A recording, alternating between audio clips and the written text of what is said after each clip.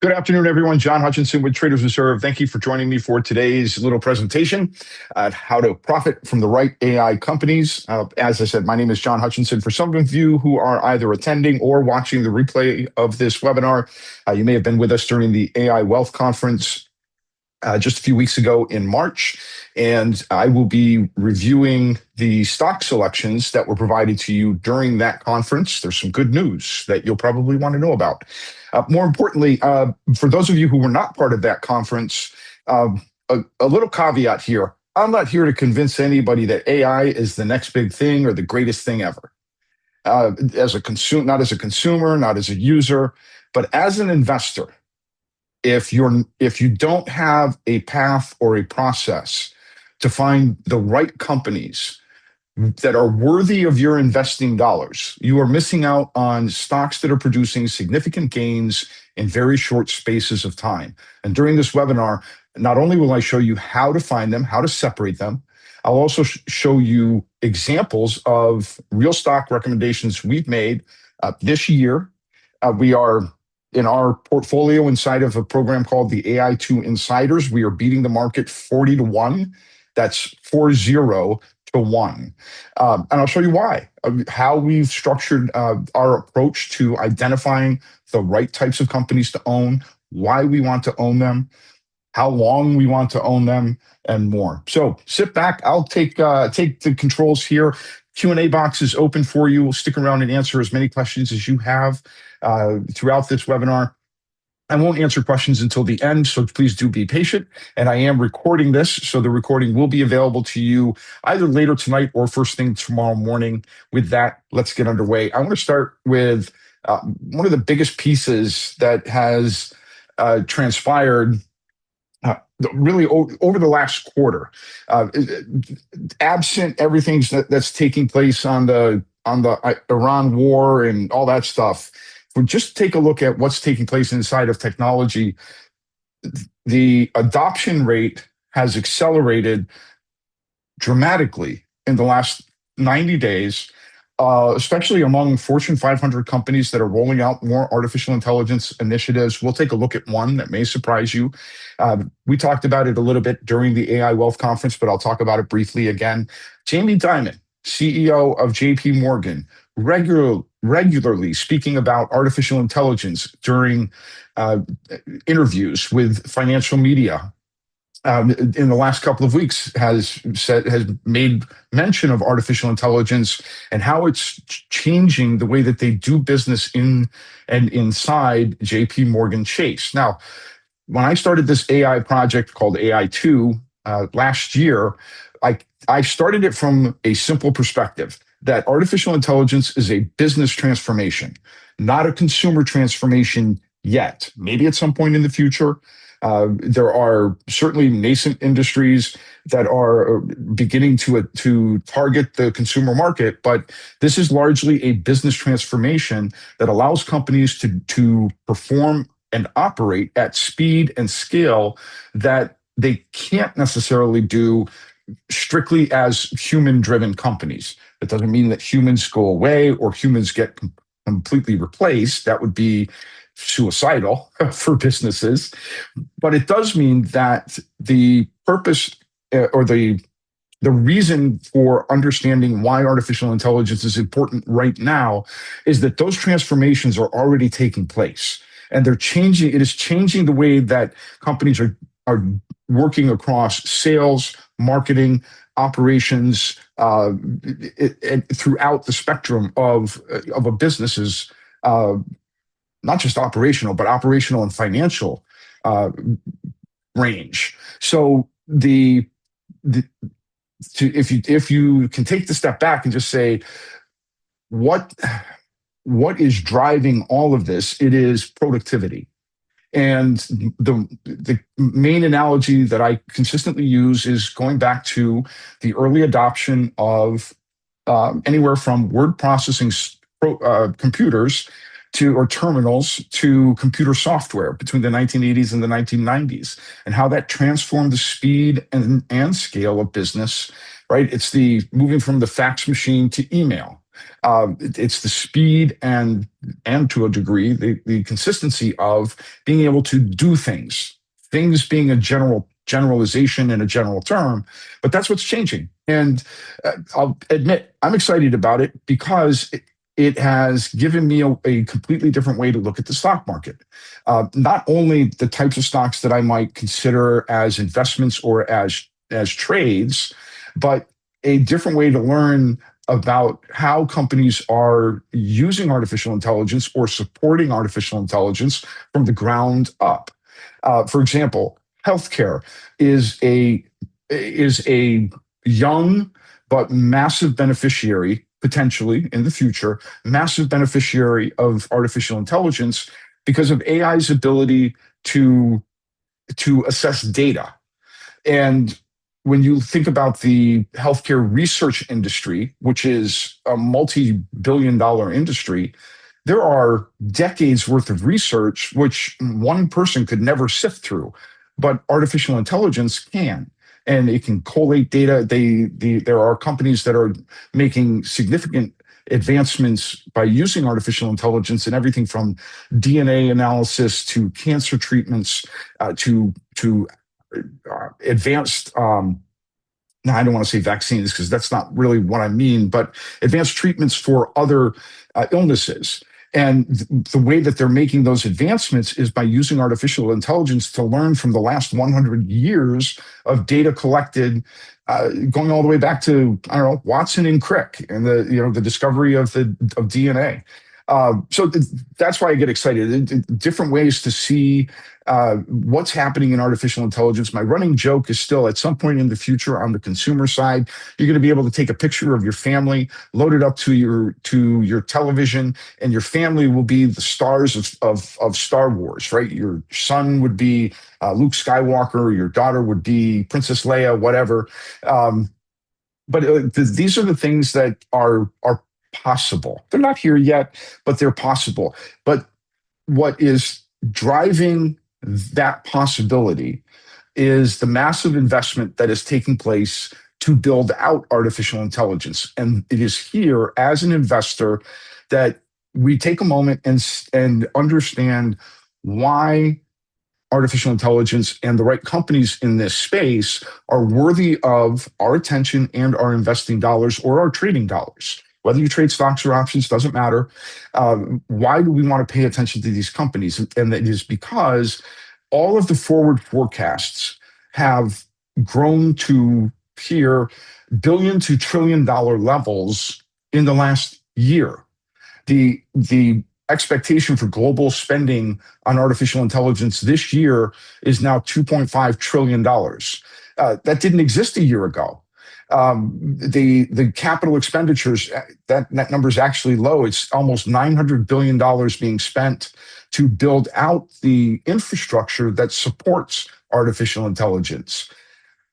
Data center construction, $3 trillion market through the next 2 years. That's massive spending on everything from the building or buildings themselves to all of the computing equipment and materials that go inside to all of the connections that take the data center and connect it to your phone, your computer, everything in your life, I guess would be one way to put it. But that is now a $3 trillion market that is still in its infancy, and total infrastructure spending by the end of this decade, $3 to $4 trillion.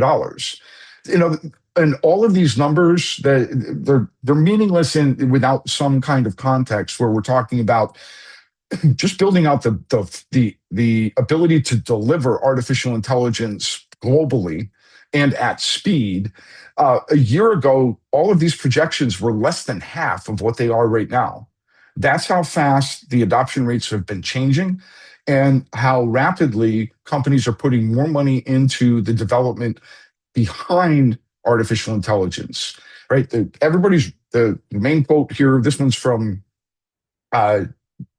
Goldman Sachs, is every major technology company is racing to build AI infrastructure. It's not a trend, it's a structural shift in the global economy. So the question then is, as an investor, how do I find the right stocks? So here's a quick question and a fun one. We did this back in the AI Wealth Conference. Is Walmart an AI stock? No, it's a grocery store and they sell cheap TVs on Black Friday, right? Well, that was true a year ago, but not now. Walmart recently launched their own tool called Sparky. Very strange name. Sparky is an AI shopping assistant for online shoppers at Walmart. Well, the key differential between now and a year ago is a year ago, anything that Walmart was doing that was related to artificial intelligence was internal cost reduction driven. For example, Walmart has a partnership with a company called Symbotic, stock symbol SYM. Symbotic is a developer and provider of autonomous warehousing. That is an artificial intelligence driven warehouse function. So they take materials in, store them using little robots and little mechanical autonomous driving vehicles, and then pick up what they need, put it on a truck, and the truck goes off to whatever Walmart store it's directed to. Well, last year, if I had asked this question, I would have said, no, Walmart is not an AI stock because they are using artificial intelligence to improve the efficiency of their business, but there's not a measurable or revenue event attached to what they're doing. In other words, artificial intelligence isn't increasing their revenue, it's decreasing their cost, right? So that's the differential. If you just apply that litmus test, is the company's artificial intelligence creating revenue, or is it just reducing cost? Because if it's just reducing cost, then to me that is not an AI stock or an AI driven company. If it's producing revenue, we have to talk about that a little bit different. And here's an example: the tool Sparky that Walmart launched during their most recent earnings call. They specifically noted that tool had increased sales by 35% among online shoppers. 50% of their online shoppers were using the tool, and that resulted in a 35% increase in cart value, in the amount of money that people were checking out or spending when they were checking out. So what we have here now is a different question around Walmart as an example, because now we have something that's measurable. Now we have a lens, a microscope, if you will, into how Walmart is using AI to enhance or create additional revenue that their brick and mortar stores might not otherwise produce. And the other question is whether or not the Sparky tool is really good at its job. Is it really good at its job of getting people to add more things to their cart? Because based on these numbers, the answer looks like it is yes. And that's an example of how businesses are transforming from what we would call the old school internet age into the new school AI age. And that makes Walmart now a company that can be considered as what I would say AI adjacent. They are generating revenue indirectly through the use of the Sparky tool, but that revenue being measurable means we can see its impact and be able to, in future quarters, if they continue to point out or identify revenue generated from that AI tool, in future quarters, we can measure it and see how much of an impact it's having on the revenue and the earnings from a company like Walmart. And Walmart's not alone. Target and other retailers are beginning to adopt the same approach with their digital and online shopping experiences. And what that means is that now there is an entirely new revenue stream or revenue potential opening up to retail companies as the world continues to shift away from shopping malls to shopping at home, shopping in your car, shopping in the airport, shopping on your phone. These tools can make that shopping experience different, more accessible, and faster. And artificial intelligence continues to make that possible. I'm going to break away from my slides for 1 second and give you another really weird one. Maybe or maybe not, you've heard of this company. It is called Allbirds. Well, have you ever heard of Allbirds? Probably not. It's a $2 stock, but it's a stock that was up 600% today. Why? Well, let's take a look at what Allbirds actually does. Allbirds sells shoes. So they are not an artificial intelligence company. Well, they were not an artificial intelligence company. The news today around the company, which you can see here in the little today, they decided to sell all of their assets in selling shoes and rename themselves Newbird AI and transform their company into an artificial intelligence, edge compute, and inference company. Now, I have no idea what that actually means yet because it was just announced today. But here's an example of companies doing very strange things just to get in on artificial intelligence, literally sacrificing an entire existing business. Not that it was probably all that great, given that it was a $2 stock, but these are the types of things that are happening. So Newbird's old company, not an AI stock, excuse me, Allbirds, old company, not an AI stock, but this Newbird AI, if they get it launched off the ground, that could potentially be an AI stock. I would have to see what the company's services will actually be. That wasn't part of the announcement, but it caught my eye because number one, the stock was up 600% today. Not a stock I would ever have caught or recommended because it's below my minimum threshold by trading at $2. But these things are happening, right? So this is what I mean by we would never have predicted this or projected this, right? This is one of those way out of left field outlier examples, but it's an example nonetheless. But it's also showing you how many companies are changing their approach to their existing business to incorporate or to utilize artificial intelligence, not because they want to, but because they have to, in order to stay competitive, in order to continue to grow their business or to increase revenue, earnings, et cetera.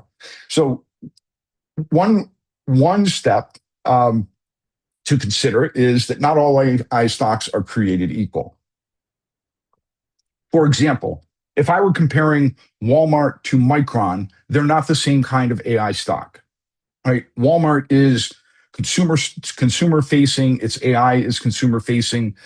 So it is dependent upon its relationship with the consumers or its consumers in order to generate sales. Whereas Micron, being a memory chip supplier, is a foundation stock to the entire universe of artificial intelligence.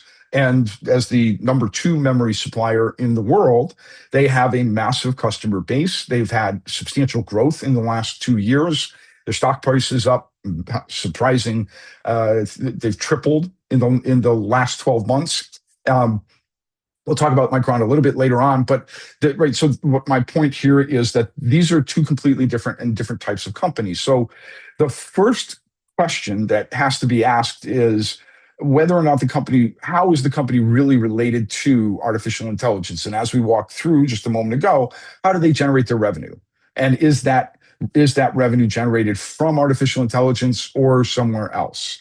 And if it is related to or specific to artificial intelligence, that's an AI company. That's a company that I want to investigate further. And what I do and have done over the last year is build an index of just over 350 stocks that meet that criteria of generating revenue from artificial intelligence. I started with 1,400 stocks. So I have already excluded the companies that are using AI to reduce costs or where artificial intelligence isn't really it's not directly tied to revenue. And to a further point, not on the slide, but a further point, it should be easy to follow along here. Micron is generating revenue directly from artificial intelligence, whereas Walmart is generating revenue indirectly from artificial intelligence.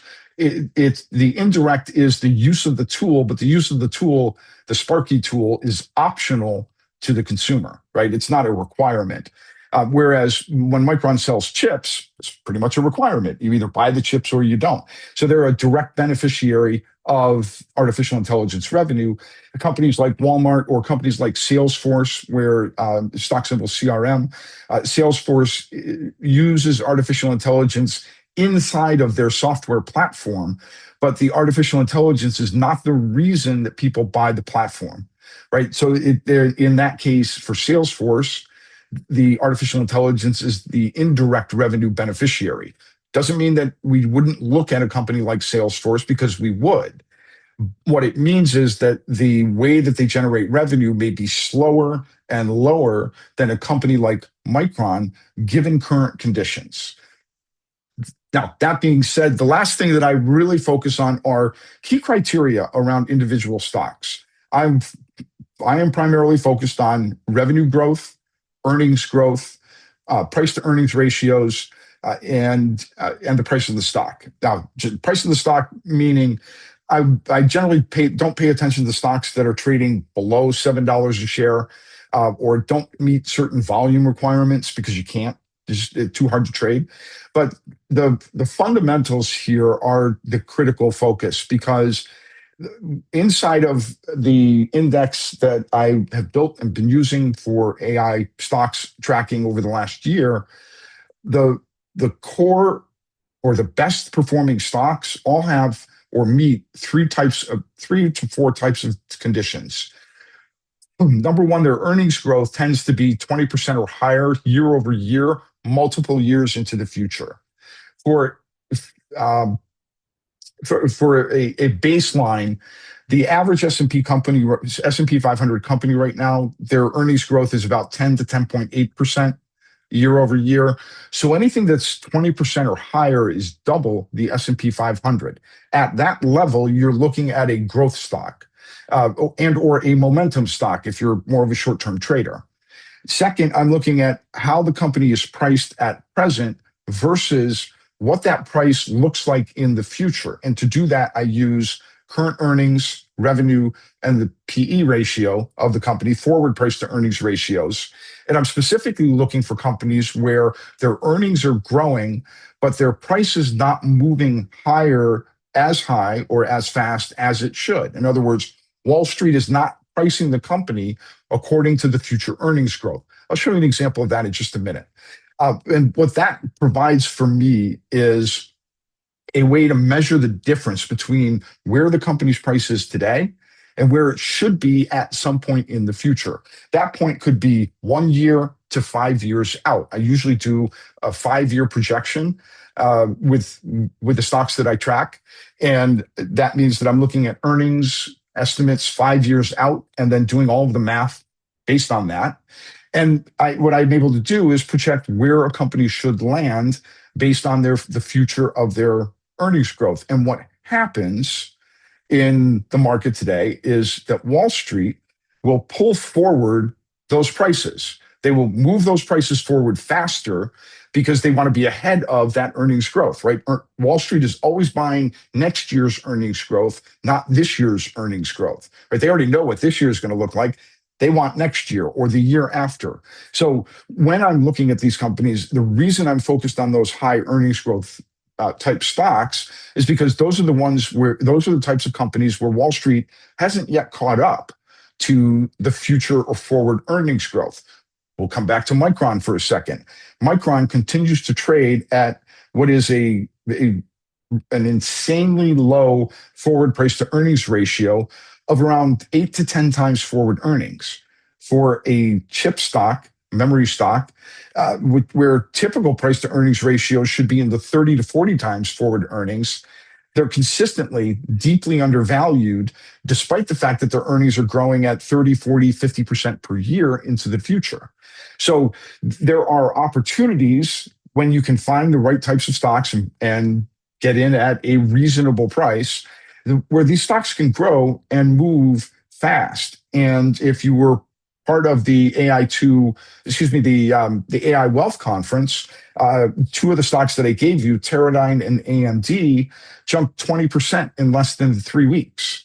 That's how quickly Wall Street will bid up the price of these stocks when they know that or believe that the stock is undervalued and that there is significant earnings growth potential within the stock. So we'll take a look at those examples here in just a second. So the key metrics that I'm using and the approach that I'm using as an example, consider this hypothetical, obviously, because we can't look at 300 stocks and 10 minutes, excuse me, is the earnings growth rate, forward earnings estimates, the compression of the price to earnings ratio into the future, and how that impacts the projection of the price. So I'm going to draw on my little slide here for you.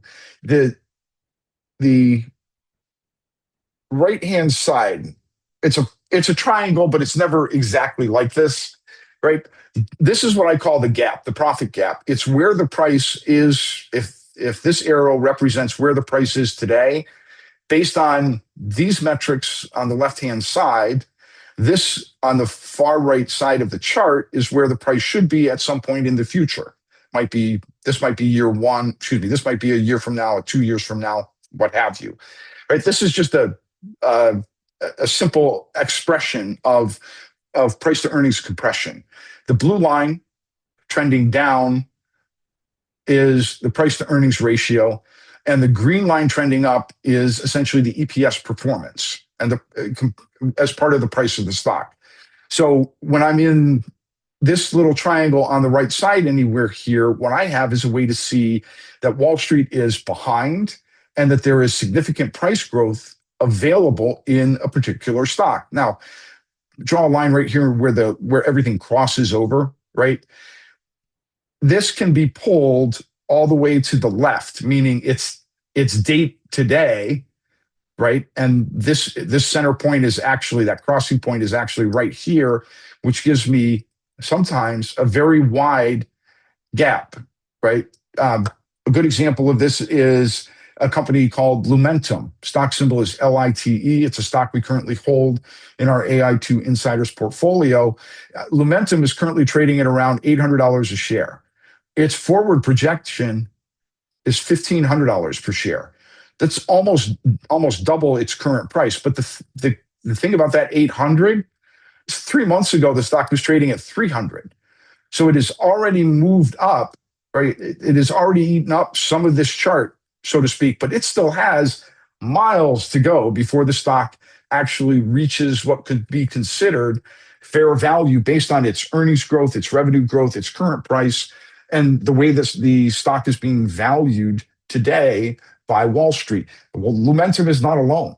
The list of stocks that are deeply undervalued, especially following everything that took place in March and in February, the number of stocks is growing and has grown over the last 60 days. So there is not a shortage of opportunities. And then the question is simply, do you believe in the company and do you want to own it?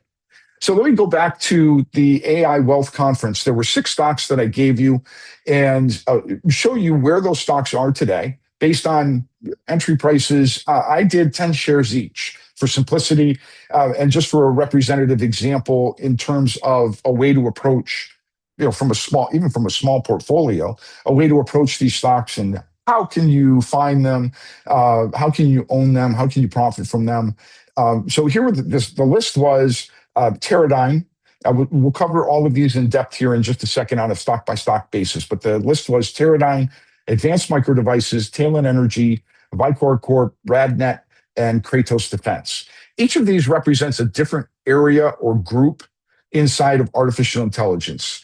Teradyne is what I call, I'll just list SC, supply chain, meaning they supply to the foundation, the company's building out the foundation of artificial intelligence.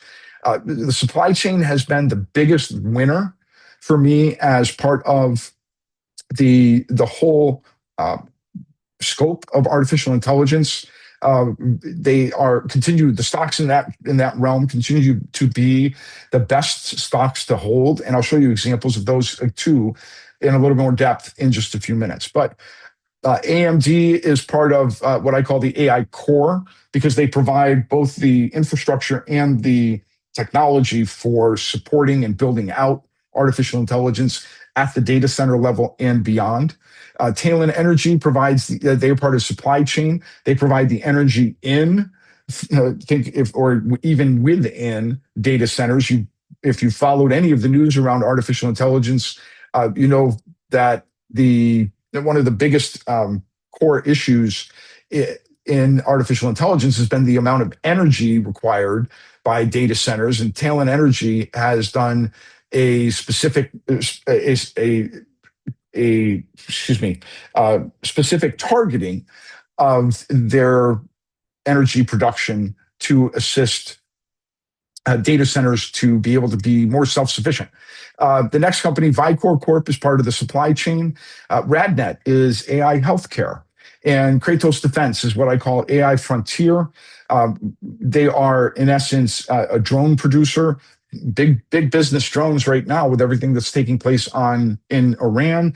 And the next big thing in drones, if you haven't heard, is anti-drone drones. So drones, I think hunter killer, right? The drones that specifically seek out other drones for drone defense. That's a whole area of the defense realm that was never expected.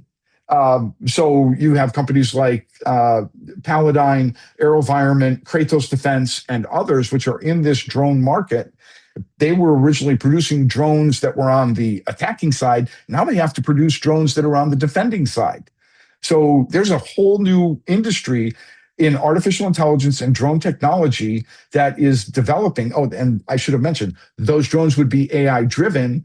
That is part of the battle that erupted between Anthropic and the Pentagon, where the Pentagon basically kicked Anthropic out because Anthropic would not allow AI, artificial intelligence, to operate autonomously. And that was one reason why.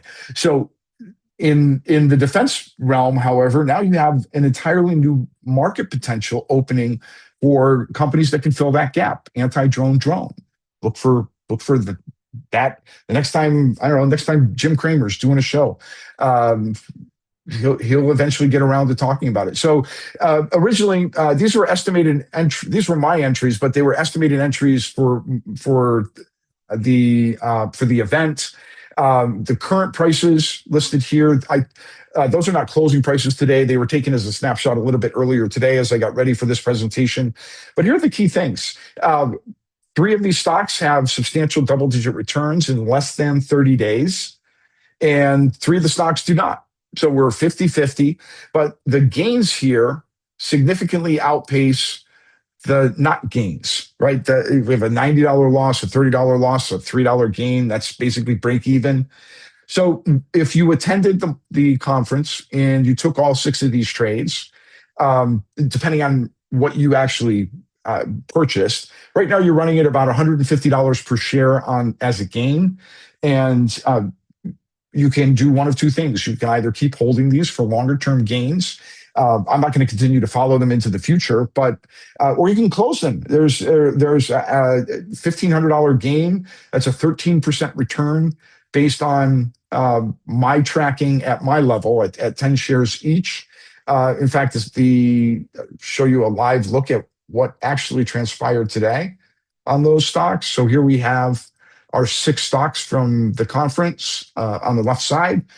Total value just over $13,000, a $1,596 gain, 13.95% total return if you had bought all 6. So if you want a gain and you want a story to tell, there you go. Take your gain, put it in your pocket. You've done exactly what you need to do as an investor. As a trader, you've made money, take it, and you can walk away. Or you take a look at each of these companies and see whether or not it makes sense. Now, my general recommendation for most of you who attended the conference is to close the trades. You have wins. You can make a decision about keeping some of these or none of these.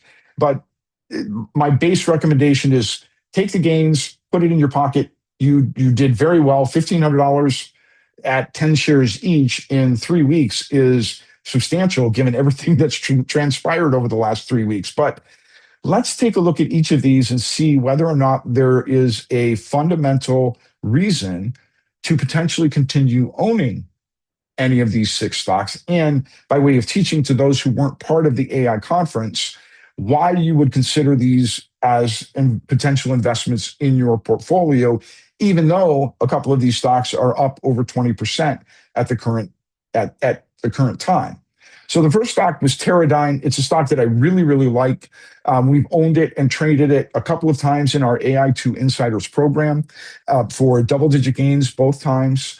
And so I used it for the AI conference because it's a strong company, 60 plus quarters of earnings beats. They have continued forward growth in their earnings, which you can see in the left-hand side, earnings growing from 6 to 8 to 10. That's consistent earnings growth.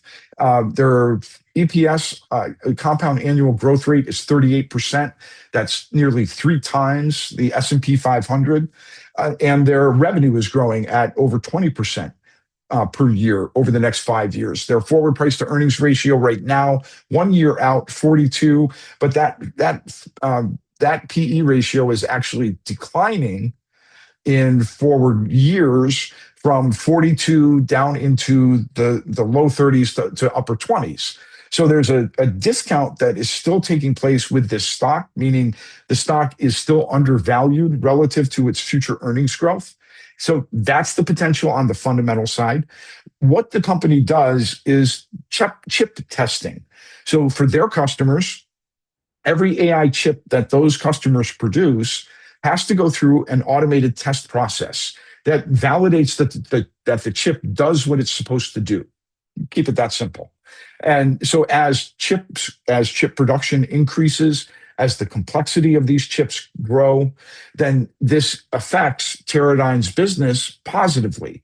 It gives them more customers to bring in for testing as testing customers, and it gives them pricing power because the complexity equals more production capacity that they have to be able to allot in order to test the equipment that they build and devise, the software that they use, probably driven by artificial intelligence.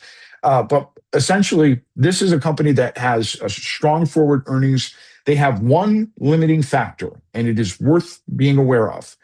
At present, and the company has been upfront about this, they have a limited customer base.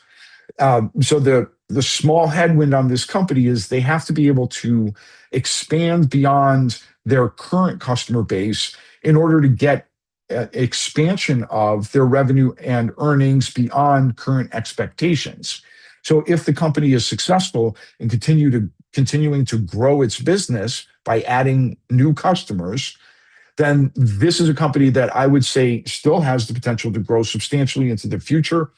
Based on the math that I run, the base case for this company right now is $4.25 per share, meaning at some point in the next 12 months, that would be my projection. So another 20+% over the stock's current price. The true bullish case, meaning if they do increase their earnings beyond current levels, current expected levels, would be up to $635. That would be a pretty substantial, not a double, but it's a 70%-ish gain in 1 to 2 years, right? So if you think of this as 12 to 24 months, somewhere in this range, $400 to $600, that would be my projection on Teradyne.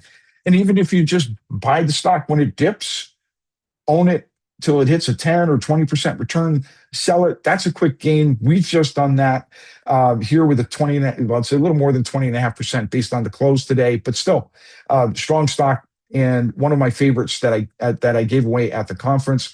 My second favorite is AMD, Advanced Micro Devices. AMD is number 2 to NVIDIA. NVIDIA is the 1,600-pound gorilla in AI chips. AMD is like the 10-pound chimpanzee. But they're a credible number 2, and they are rolling out an extensive array of new chips and CPUs and GPUs.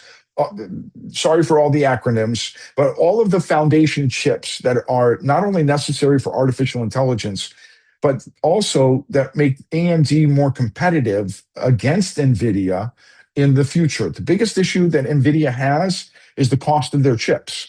More companies have been looking for lower cost chips with similar performance. It's like comparing a Volkswagen to a Porsche.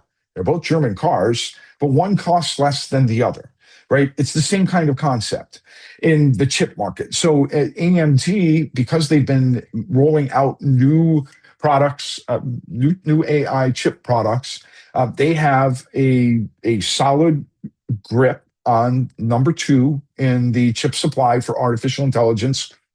All they have to do is keep capturing their typical slice of the growth in this market, and their earnings will continue to expand. What's unusual, similar to Micron, what's unusual about AMD is for a company that's growing at pretty substantial growth rates, 50% earnings, 47% revenue, their forward price to earnings ratio is 23 times forward earnings. Again, for a chip company, that's low, especially compared against other high flying growth stocks. Palantir is still like 80 to 90 times forward earnings. But here's the backbone the number two backbone to AI, and they can't get above 23. So still deeply undervalued. So you can see substantial growth. If you just look from essentially year one here to year three, they're essentially doubling their earnings in 2 years. That's massive earnings growth. And that's 2026, 27, 28. This is a stock that is significantly undervalued. It has been under deep price pressure in the last 2 months since they reported earnings in the first quarter. But their current price running in the 200s, it still provided a 28% overall return from my original recommendation during the conference in 3 weeks. But more importantly, this is where I still see AMD going, somewhere between 350 and 500. They're not going to be the rapid riser that we've seen with companies in the past, like Palantir or NVIDIA, or recently with SanDisk or Micron or Western Digital, but they will be a consistent performer. I think they're out of the doghouse. There are some technical chart shapes taking form. The stock is approaching resistance. If they break through with earnings upcoming in the next couple of weeks, the stock could be sitting in the 300s very quickly. So again, if you want to walk away from the stock, take your gain, nothing wrong with that. But if you understand that this is a stock that is deeply undervalued and has significant growth potential into the future, I would keep holding this stock. That's what we're doing in the AI2 portfolio, and we will continue to do that in the AI2 portfolio. So the close is optional for both Teradyne and AMD, but in the AI2 portfolio, we're going to keep holding on to AMD. The third company I gave away was in the energy market, Talon Energy Corp. They're a nuclear power operator. They have a long-term contract with Amazon. They are reaching agreements with other hyperscalers to provide their nuclear power, in essence, in place of standard or typical energy markets. But look at their compound annual growth rate. It's insane. This company is growing rapidly. This is the current year earnings estimates 21, next year 28, the next year 33, and it's trading at 12 times forward earnings. That is insanely cheap. This was our third best performer from the 6 stocks that I gave out, currently at 15%. But a forward projection, $400 to up to $800 if they continue to gain traction with the hyperscalers to provide nuclear power to the mass growth in data centers. Number one, based on the numbers that we looked at the very beginning about the growth in artificial intelligence, that build out extends into 2030. And it's measured in billions of dollars. So the market, there's no limiting factor here for Talon Energy to continue to grow their revenue and their earnings into the future. That's why I continue to like that. And the fact that, hey, trading at 12 times forward earnings is really, really low. But ultimately, take the gain if you want to walk away. Otherwise, I would keep holding this for another up to 12 months and see how the stock performs. Next up was Vicor Corp. They do something that is interesting in the sense that it's not much talked about because it isn't sexy. When we think about things like artificial intelligence, we think Anthropic or OpenAI, right? Whatever the sexy stuff is. Sparky is probably sexy to Walmart. but we don't think about things like power conversion. And the advantage for a company like Vicor and another company that we currently own in our AI2 portfolio, Amprius, is that they are able to change the power demands for the chips that are in the computers in the data centers. Converting, in essence, they're converting power. It is an unusual element to the supply chain. The company is sometimes, I consider them to be slightly overvalued, trading at 41 times earnings. But what I'm really need to keep reminding myself is this company is nearly tripling their earnings in 2 years. And in part, they're still at the front end of executing on their products, getting their products into data centers and other areas of artificial intelligence. Excuse me, but their compound annual growth rate is high at 30%. Their revenue is temporarily negative, but that's due to expansion of, call it capital expenditures. So if the company is able to reduce the cost to provide their product, I see significant growth. This is a little bit less of a huge bullish case, but still has potential. I mean, we made $3, right? Okay, that's a coffee. It's a coffee. Maybe that's a coffee at Starbucks. I guess it would depend on your Starbucks, but I still see a potential for this company to grow to the upper 200s in the next 12 months. It may take a little bit longer than that. Like I said, I think the company is a little overvalued at 41 times earnings, but if they outperform their earnings expectations, this number will go down and the company will be a much more palatable company to own. So that's Vicor Corp. RadNet is in the healthcare market, the AI healthcare. They are running imaging centers for cancer detection and then leveraging artificial intelligence to diagnose potential cancer cases. So as I mentioned earlier, healthcare is one of the most undervalued and underutilized aspects of artificial intelligence, but it is one of the fastest growing as companies from hospitals to researchers learn how they can leverage artificial intelligence across a wide spectrum in the healthcare market. So RadNet has a unique positioning. They are a little more of an expensive stock. The stock has underperformed, but much of that underperformance in the last 3 weeks, my argument to that is that's market malaise, right? The stock market was down for most of March due to the Iran war. I would call RadNet a victim of that in the short term. Again, you can close it. It's a small loss. It's $37 at 10 shares, and worse or better off.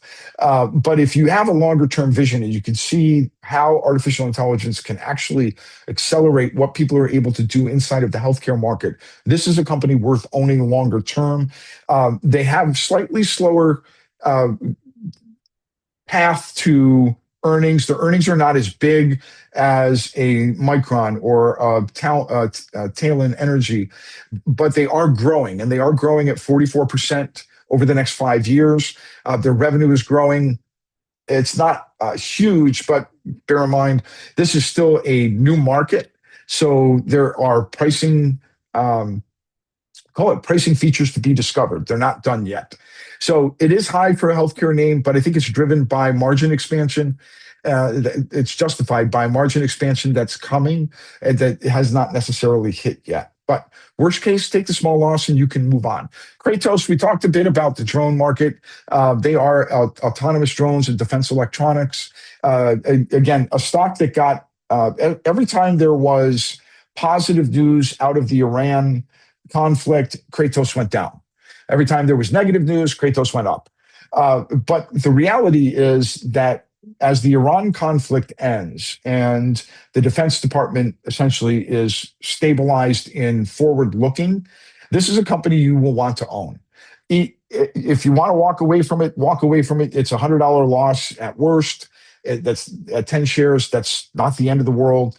But this is a company that I believe will turn around. They have rapidly growing earnings and contracts, and they are in a critical space. And if they are one of the companies that develops the anti-drone drone, then this is a company that has significant growth potential into the future, because I think everybody just learned a significant lesson about drones and drone technologies and how they were used by Iran in the Middle East. So again, close it if you want to walk away. If you don't plan on continuing anything with us, it's a small loss. It's covered by the other stocks. But if you have a longer term vision, I think this is a stock that will continue to grow. It's not going to be the biggest grower in your portfolio, but it is what I call a steady Eddie. It's going to add a few dollars each month to quarter, and then one day you'll wake up and it's $150 to $200 stock. Right, that's what I would see for this stock right now. So with that, I want to turn over to the AI2 portfolio and show you what we've accomplished this year. Since January of this year, I started the AI2 portfolio in October of last year, but I only want to share this year's results. Last year was positive. We ended the year with a 16% return in a pretty up and down October, November, December period, but we were profitable. But this year has been insane. And there's no other way to put it. I started the year with a base portfolio value of $35,000. That portfolio is now up to over $51,600. That's inclusive of our current 14 stock holdings. That is a 47.4% return year to date, or total capital return of $16,600 on the year in 3.5 months. I'm not trading a huge portfolio either. I wish I was. I wish I was trading a 7-figure portfolio. That would be real exciting. It would be even more exciting. For the year so far, we have closed over $7,400 in realized gains. We're currently sitting on a little over $9,100 in unrealized gains, also known as paper profits. So we need to guard and protect that, and we will. But you can see, too, the comparison here. If you had just owned an S&P 500 index fund or a NASDAQ index fund, this is 40% outperformance. We are not day trading. In fact, we have not made significant changes to the portfolio since the end of February. And that is one reason why we are generating such substantial outperformance. I'll give you an example and let you see what's inside the portfolio. These are our current holdings and our performance. Again, these are as of the close yesterday, with the close just happening an hour ago. No chance to really update this, but we'll take a live look here in just a minute. Over $40,000 in capital deployed to these 14 positions. We just closed a trade last week, a company called Tower Semiconductor. Stock symbol is TSEM, for a $1,500 gain or a 61% return in just over 40 days. So that is not in our list. It's now in our captured gains, our realized gains column. But overall, we have over $9,100 in paper gains here right now. But you can see the range here. Our low, for those of you, if anyone's in AI2, we finally got to all green yesterday as On Semiconductor moved above its entry price. But that's my worst performer right now, is less than 1% gain, all the way up to around a 100% return on Micron. And Coherent, we've traded in and out multiple times. Ciena, we've traded in and out multiple times. Lumentum, we've traded 4 times for gains of 30, 37%, 61%, and now another 38.6%. That's the one that's trading at just over $800 a share. Amprius Technologies, a small cap stock, it's trading around $17, $18 a share. We actually own 2 blocks. One of those blocks was at $11 a share. The other was at $15. So one of those is up almost 60%, and the other is up about 15%. But a blended return of 35% across all of the shares owned on Amprius. Broadcom finally breaking out. And hey, here's my AMD. My AMD shares in this portfolio we actually added these back in February in advance of the conference. So if you attended the AI Wealth Conference, but you weren't part of AI2, you got double the return that we have in AMD in the last 3 weeks. So congratulations to you. But we're still sitting on a 15% gain. And with earnings coming up, I'm looking forward to seeing how that stock performs in the month of May. A couple of smaller cap stocks here, KLIC, MXL, and ASX. These are all semiconductor stocks, or they are semiconductor equipment and material, or in that realm. All of these have flipped from negative to positive over the last few weeks, and now adding to ASC had a nice move up today, as did Silicon Motion. Silicon Motion is actually now up around, I think, 7% at the close today. They had a big move today, and Analog Devices. By 6% gain. So the key here is all of these stocks are in the supply chain. Every single one, top to bottom, is in what I call the AI supply chain. And the reason that I have stayed focused on this one sector is because it has continued to outperform every other sector related to artificial intelligence. These are the companies that are providing the infrastructure to build out artificial intelligence so that it can reach scale and speed. And by focusing on these companies and that infrastructure, this is where the money is. This is where the growth is right now.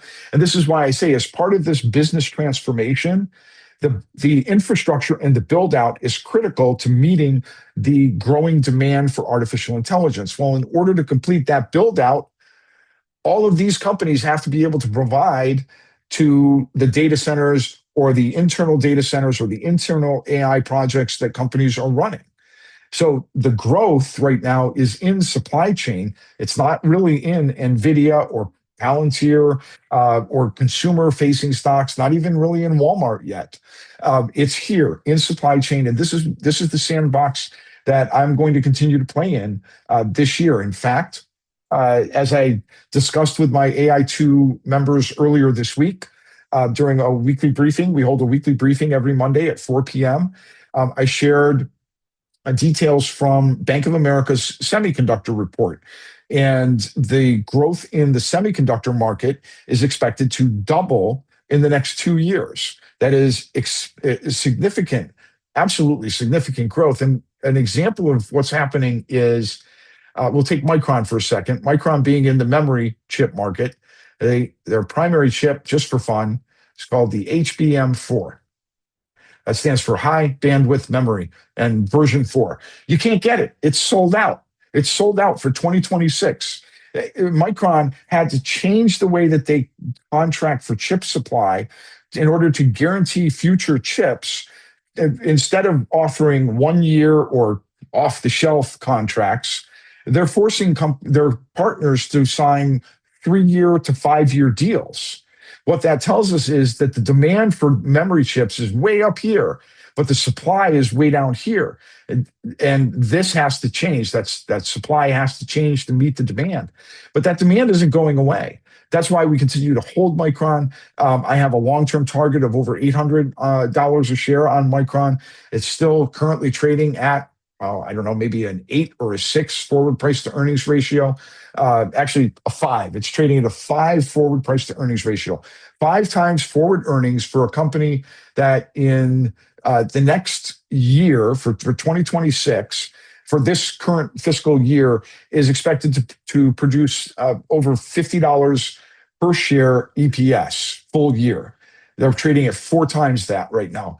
That's insanely low, which is good. That's good. It means if you like the company, if you believe in what's happening in AI, or you see the future in AI, you haven't missed out, right? You're not early, but you're not late.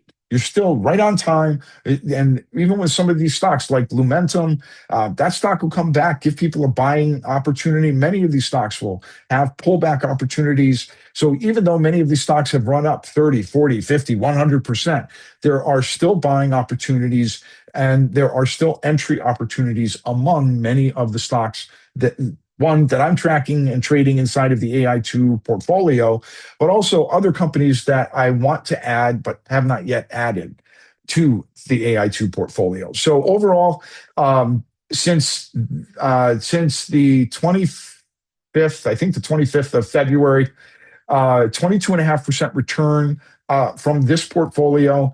That's in 45-ish, 50 days.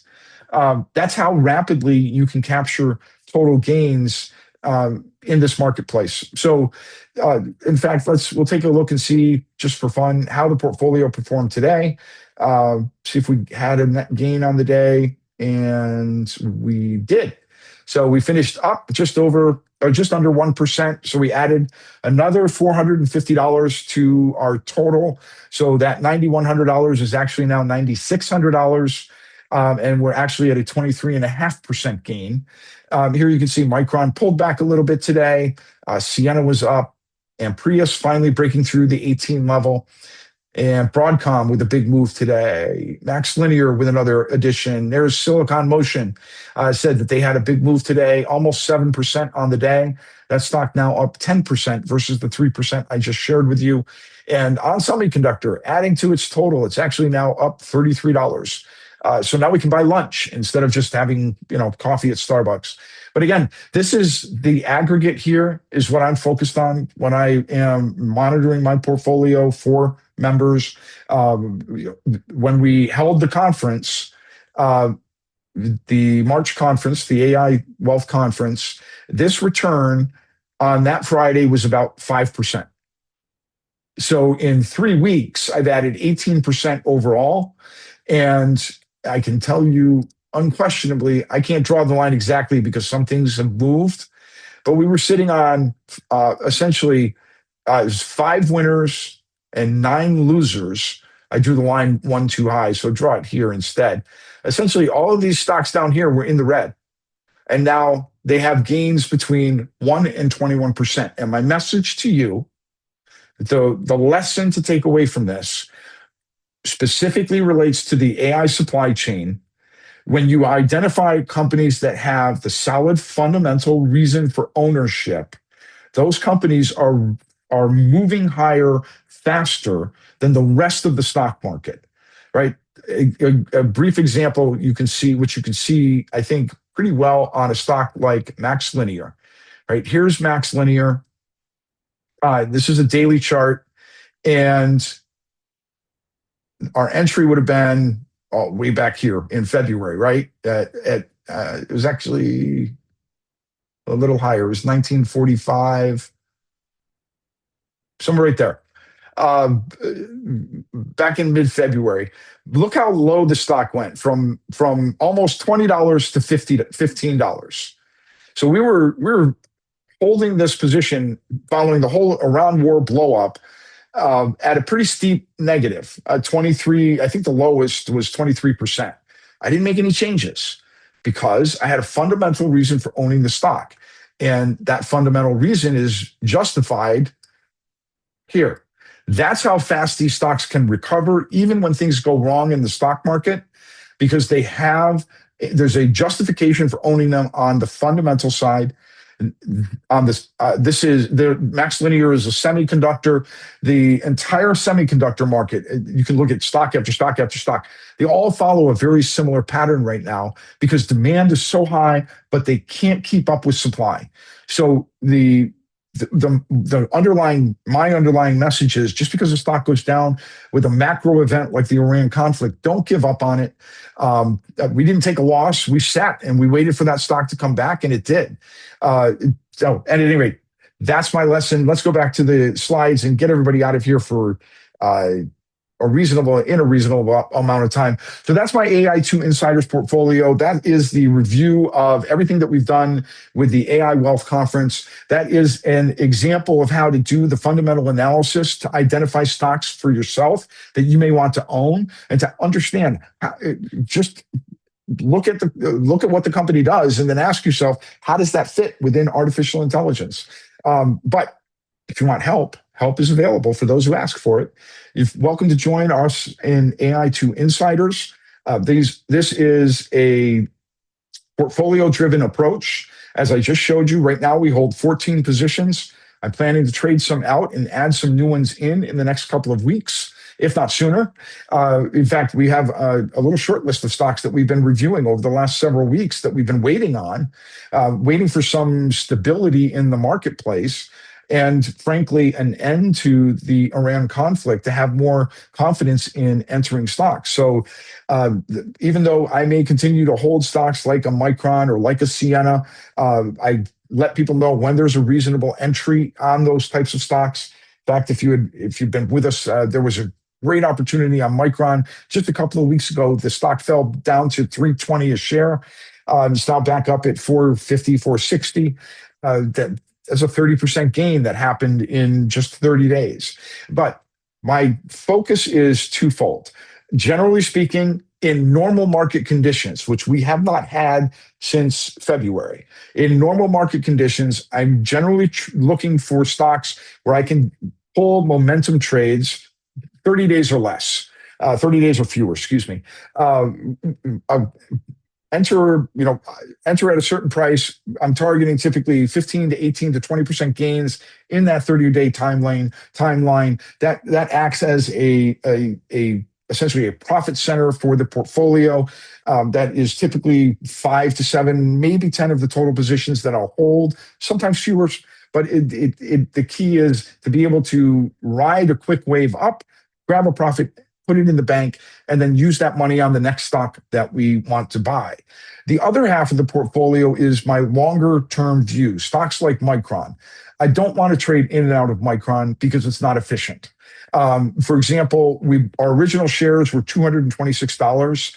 So trading out at $450 means at the same level of capital, I would wind up owning fewer shares. I don't want to do that. So stock like Micron, I'm going to continue to hold unless or until the fundamental story changes, and then I'll make an adjustment. I'll either sell half, sell all. I may even add more if there is a good justification or a good price to do so. A good place to do so. But it's not a complicated portfolio. I give everyone the entry when we're entering stocks, and then when we're exiting stocks. We have targets for stocks, just like I shared with you in the AI Wealth Conference reviews that I did here today. So you can see what I'm targeting, what my exit target is for many of the stocks. And when we get there, like with Tower Semiconductor, last week, one of the members said, "Hey, we're getting up to that target. What should we do?" And we took the 61% gain. So there's a target set. So you have something to aim for. When that target's hit, you can take the gain, walk away. We'll add a new stock at some point in the future.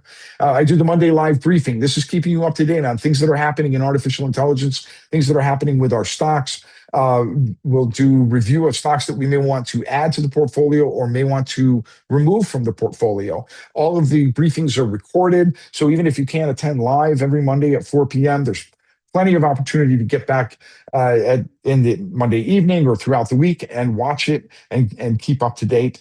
Real-time trade alerts. Whenever I make any change to the portfolio, you know instantly. I'm not trading ahead of you. I'm trading at the same time. So alerts come out via email, via SMS, via push notification, and make the complete alerts. So tell you exactly what to do, when to do it, prices, etc.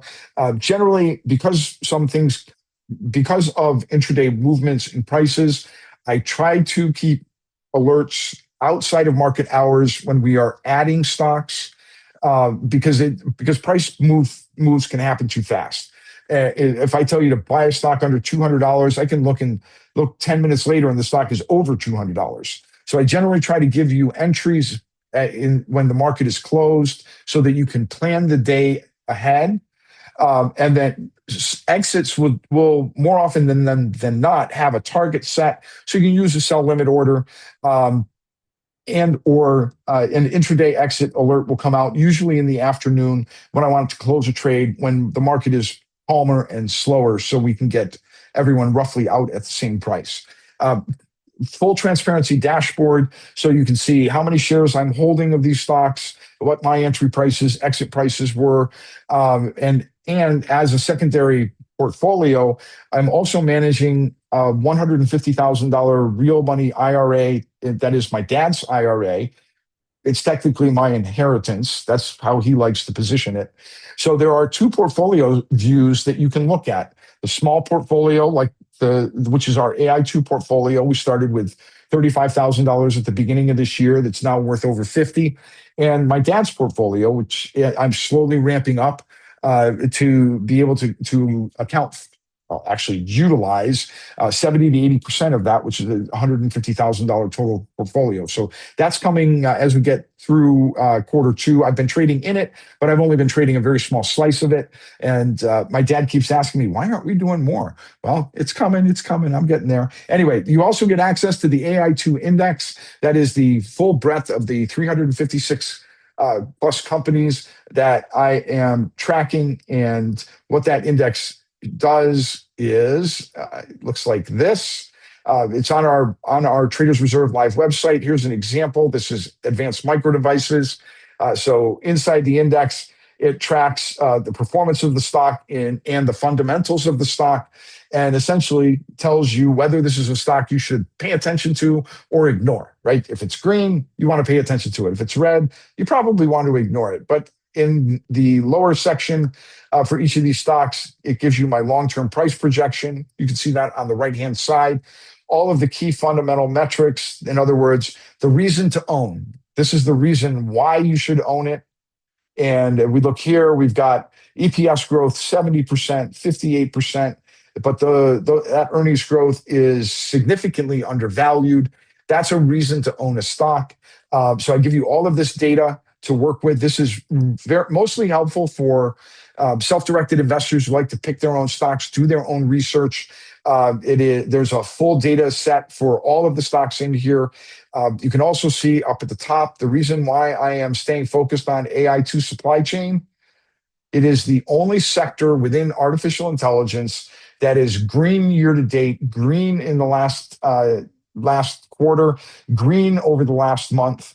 And has solid and strong upside potential in stock prices and in EPS growth. It's the highest growing sector in artificial intelligence. That's why my focus is in this group. It doesn't mean I don't want to trade these other sectors. It just means whenever I'm looking for a stock to trade, I'm starting here in supply chain first before I look at anything in the other sectors. And as a member, if you join, I'll also help you understand how to separate all of these companies out, how to use that AI2 index to be able to pick stocks for yourself. So you're not always relying on me or limited by the stocks that I'm doing. And this is, I am managing these positions, so you're never on your own. And you always are able to ask questions or get help. So again, that's our performance in 90 days. 47% return, turning a $16,000 partially paper profit. But if I start taking those off the board, that becomes real money. So right now, I know things are tough. Things are, people are still maybe worried about the market, et cetera. So try this for 90 days, right? I would generally, in the past, we would have said, hey, try this for 30 days. But the reality is you need a good 90-day period to see what's possible with a true portfolio stack and the picks and the guidance, et cetera, that I provide. I mean, you saw the less than 30 days from the AI Wealth Conference, just 6 stocks produced a near 14% return in less than 30 days.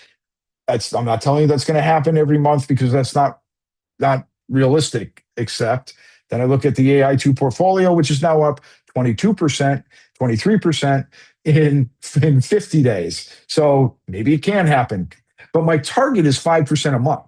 So I'm significantly outperforming my goals, and I expect to continue to do so. That's what you want to do. That's why you set the goals. So I think we have our assistant here. with a link. If you're not a member, there's a link. You can test this for 90 days. One click cancel if you don't want to continue on. But more importantly, you can do this for a small amount of money that can be made back on 1 or 2 trades, just as we did with the AI portfolio, the 6 stocks in the AI portfolio. I have given thought, Michael, to re-entering SanDisk, but the difficulty on SanDisk is that the move, and I haven't looked at it in the last couple of days. Last time I looked at it, it was up. I want to say it was up near 900 a share again. My actual preference on SanDisk is at some point in the next iteration is being able to use options. And the reason is for someone who's well capitalized, meaning somebody with 250 to 500,000, you can take a 10 or 20 share position, and from a risk management or portfolio management position, that wouldn't be out of bounds, right? It'd say what is okay? Let me go look. Now you got me interested. Thanks, Michael. Hang on. Let's see where SanDisk is right now. 891 was the close today. So 20 stock position. I'll just round it off. It's $18,000. 18. Right. So that might be a little high, but a 20 share block on a $250,000 portfolio would be 7.2% of your portfolio. So that's a little high. I would want to be closer to 5%, maybe a little bit less.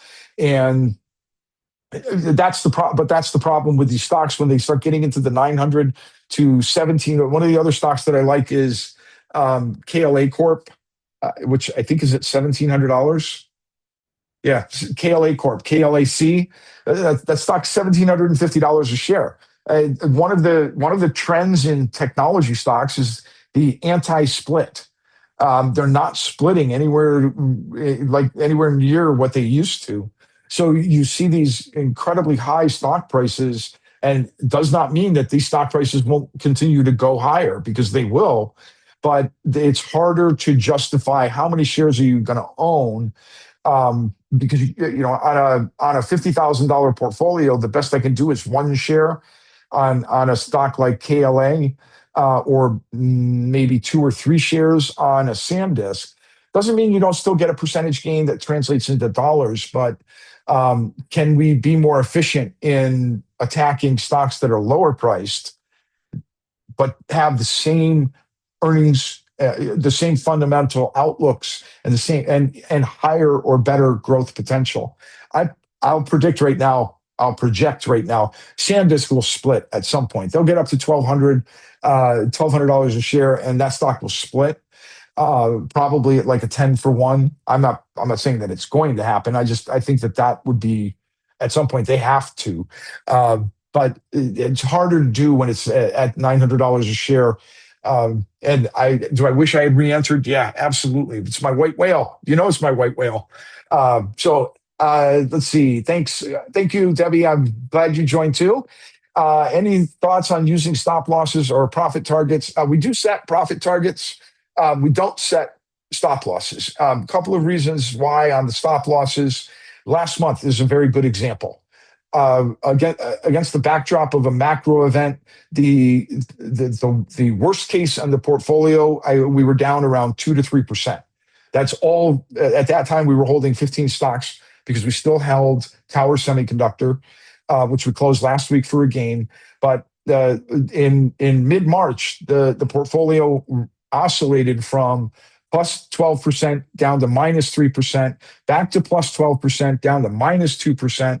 Individual stocks were anywhere from minus 2% to minus 20%, number one. So the answer in part is no, I'm not going to use stop losses. You are always welcome to make your own decisions, but bear in mind that no 2 stop losses are equal. And what I mean by that is if I'm holding a small cap stock like Amprius or Max Linear, where the stock price is $15 to $18 a share, a 5 or 7% stop loss is not going to cut it. It's going to guarantee that you get stopped out and lose any opportunity for that stock to go higher. For a small cap stock, my minimum stop loss is actually a percentage of the portfolio. It's not a stop loss on a chart or as an entry. My stop is the loss in dollar value being no greater than 2% per position. So for example, right now, with the portfolio being $50,000, my stop is if any stock gets down to or near a net $1,000 loss, which is 2% of the total portfolio. What that does is that caps, if I lost that 2% across all 14 stocks, that would cap my loss at 28%, right? I can recover from that. But if you set a 10% stop loss across each individual stock, that could be significantly greater than that max 2%, depending on stock prices, shares owned, volume, et cetera. That's number one. Number two, the one time that we put a stop loss in, we got stopped out, and that was on SanDisk. And I call it my white whale because I was mad. The stock traded within $5 below our stop, bounced back, and then immediately gapped up the next day. And we've never been able to see that stock again. Left us in its rearview mirror. So partially, I was mad about that because it was the right place to put the technical stop. It just happened to be on that magical day when SanDisk went down and decided to take that one level out. But that's what I mean by no two stops are the same. Using a flat stop loss wouldn't work across a spectrum of stocks. You would have to modify the stop based on the price of the actual position of the stock. Excuse me, the actual price of the stock in the position. I said that backwards, sorry. So, Denny, why don't you use options on the higher price stocks? That's something that we are discussing, but it would be a future product. It's not going to be built into the AI2 insiders. I'm sticking, number one, let me be honest, I'm up 47%. Why take on the uncertainty of options when the focus on stocks is outperforming the S&P and the NASDAQ? No, I'm asking it that way to not to say that options are wrong or bad. You know, we're Traders Reserve. We sell options. But instead to say, why in this particular case, the way that I'm operating within the AI2 insiders portfolio, the last thing I want to do is split my focus at the present time, because what I'm doing is working. Now, it doesn't mean that adding options in wouldn't work. In fact, we just had a great discussion of my plans for options and how I intend to use them in the future. But the future is not right now. And that's partially why, right? Now I've got to look, I don't have to just look at the stock or the fundamentals. I've got to start looking at the chains and how we're going to do, how are we going to construct the trade. And what the one lesson that I shared with everybody on the call, on the AI2 briefing call on Monday was, I am not going to use standard retail practices in options. I will use institutional practices. In other words, I will trade with the institutions, not against them. If and when I add options to another layer or level of what I'm doing inside of AI2, do options make sense? Absolutely, especially for high price stocks, as your question asks. Is it the right time for me to try to take that on? Not today. And given my returns, that's the other reason I'm going to push the envelope and keep seeing how far I can move these. What happens after the 90 days, Mark? It would just renew at the same price for another 90 days. So it's a renewable, 90-day renewable. Auto renew, sorry. But there's a one-click cancel in the subscription management center. So if you get to the 90 days and it's not for you, click one button, you won't get billed again. If you want to continue on, you can continue on for an additional $297, or we'll give you an annual upgrade if you don't. If you want to get rid of the hassle of quarterly billing, we'll let you know at that time, but not before. But it would just be a standard recurring or renewal at the same price for 90 days beyond the first 90 days. I think that's pretty much everything. So we will have a recording of this on a special web page, the same page that my magical assistant, Kara, has provided the link to you on. So we'll get that up either later tonight or first thing tomorrow, but we email you all as soon as that recording is available. First of all, thanks for taking time. I realize this went longer than I had really intended, but I appreciate everyone spending time with me and the questions. It's great to see everybody here. And for folks who are already part of AI2, I'll see you again next Monday. If you join us in AI2 Insiders, first thing to do is go watch the most recent recording of the briefing, which was from this Monday. That'll get you caught up to date on a number of the things that we just discussed in the Q&A here. You can also review the current holdings in the dashboards. Number 3, don't jump the gun on adding any positions. If you let me know in advance, I'll keep an eye out for people who join. When I see that we have new members in the next AI2 briefing that occurs, I will always call out to new members what you can do, and what you should put it in a simple way. Stocks that we're currently holding that you might consider adding, and stocks you might consider avoiding. So, for example, a way to participate in stocks that we already hold because I expect to continue to hold them into the future versus not adding stocks that I am intending to close, most likely somewhere in this current earnings cycle. So there's always a path. You don't have to rush and jump in and grab all of the stocks. You don't want to do that. I'll give you your cues, and you can also always email support and ask about individual positions, whether I would consider them as potential adds or avoids, and I will answer you and let you know. So thanks again for joining me. Let me stop my recording real quickly so I don't forget.